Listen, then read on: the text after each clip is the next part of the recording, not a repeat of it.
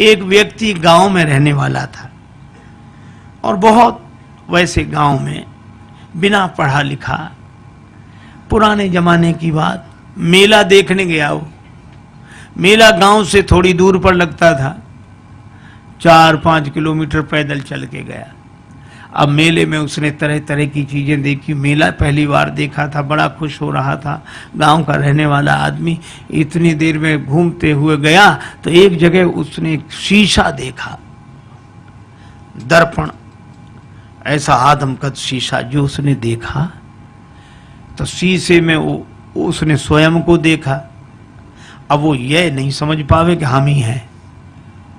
और शीशे में जैसे ही इसने देखा तो ये मुस्कुराया और हाथ जोड़ के बोला, भैया राम राम।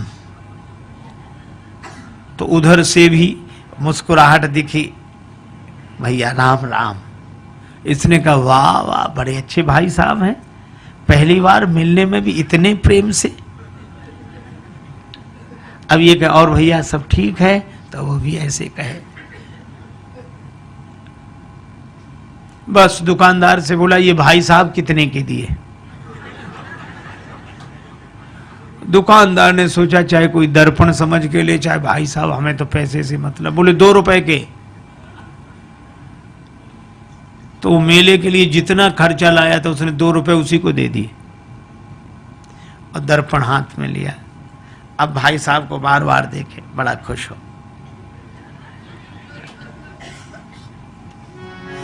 कृषक एक सीसा ले घर आयो, कृषक एक सीसा ले घर आयो, अपनों सो प्रिय साथी पाके हेरी हेरी हर सायो। कृषक एक सीसा ले घर आयो, कृषक एक सीसा ले घर आयो।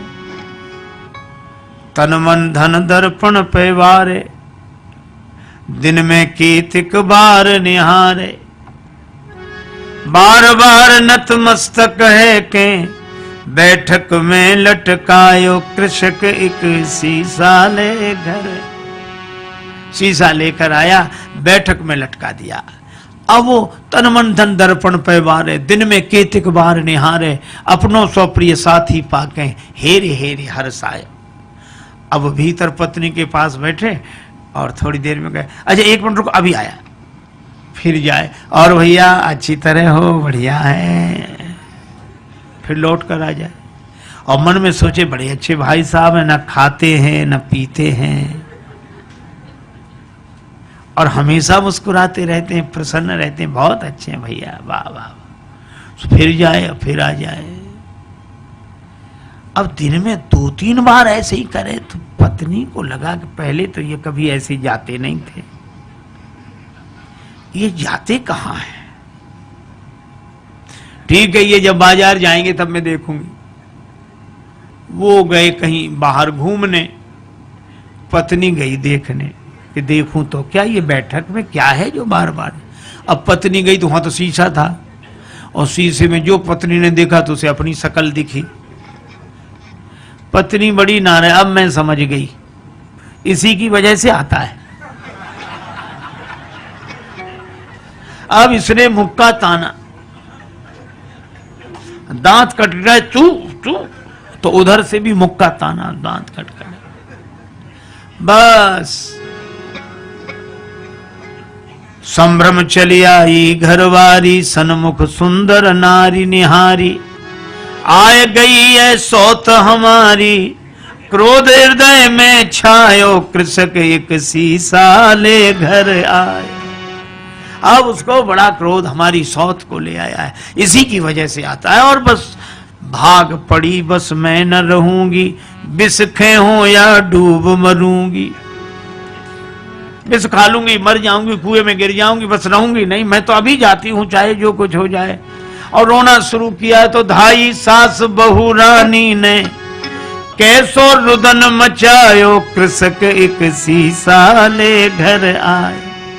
उसकी सास दौड़ी, क्या हुआ बेटी, क्यों रो रही है, बहू क्यों रो रही है? बहू बोली, अपने बेटे की करतूत देखो, बैठक में किसको लाकर बिठाया, और मैं तो रहूंगी नहीं, चली जाऊंगी। और सास बोली नहीं मैं देखती हूँ मैं देखती हूँ।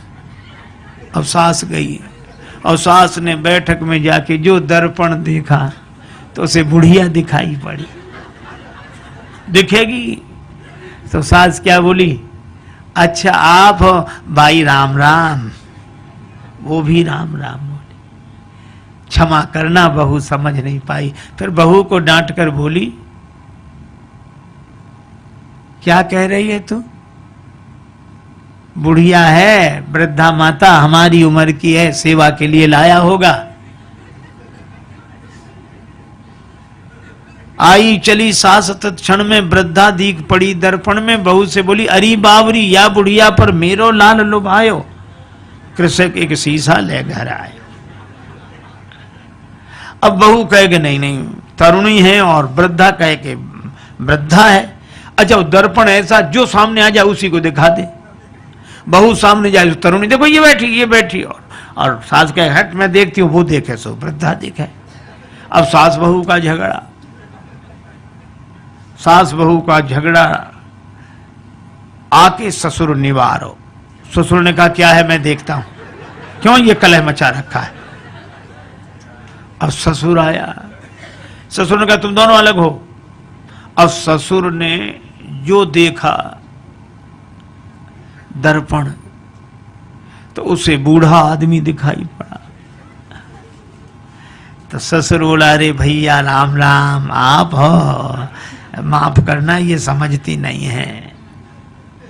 दोनों को फटकारा, दाढ़ी वालों पुरुष देख के दोनों को फटकारो। ससुर बोला ससुर अरी मूर्खाओ धर के मानो देह लजाओ, मर न गई तुम नारी पुरुष को भेद समझ ना पायो।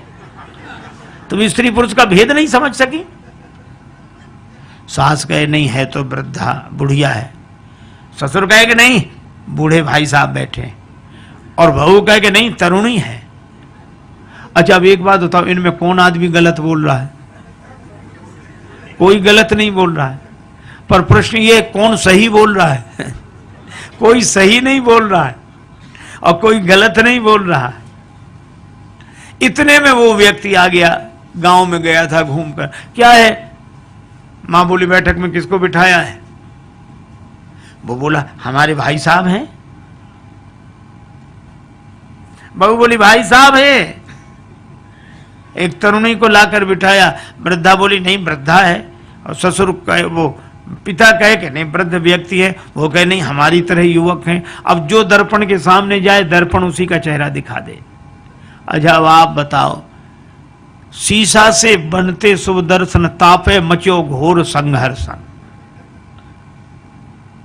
और इसके हाथ में जाए शीशा, उसके हाथ में जाए, इसके हाथ में जाए, और ऐसे हाथों में जाते शीशा गिर गया, टूट कर टुकड़े टुकड़े हो गया। और जैसे ही दर्पण टूट गया तो दो बचे कि एक ही। फिर दूसरा कोई था ही नहीं, न भाई साहब, न तरुणी, न वृद्धा, न वो वृद्ध व्यक्ति। एक ही था और एक ही है और एक ही। देखो कितनी अद्भुत बात। इसी तरह वह एक अद्वैत परमात्मा ही है। प्रेम में वह अनन्यता में एक होकर रहता है, ज्ञान में वह अद्वैत में एक होकर रहता है। ये तो माया के दर्पण के कारण द्वैत की अनुभूति हमें होती है, और हम अपने ही उस चेहरे को एक में दो देख लेते हैं, भाई साहब और ये और वो, सब सारा संसार बन जाता है।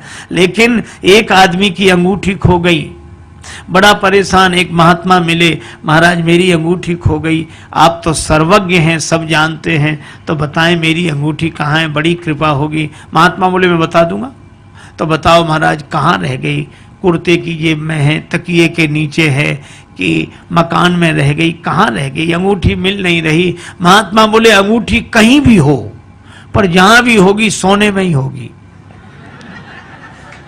अंगूठी सोने से अलग हो ही नहीं सकती है? और सच्ची बात है, हम सबसे अलग हो सकते हैं पर भगवान से अलग हो ही नहीं सकते।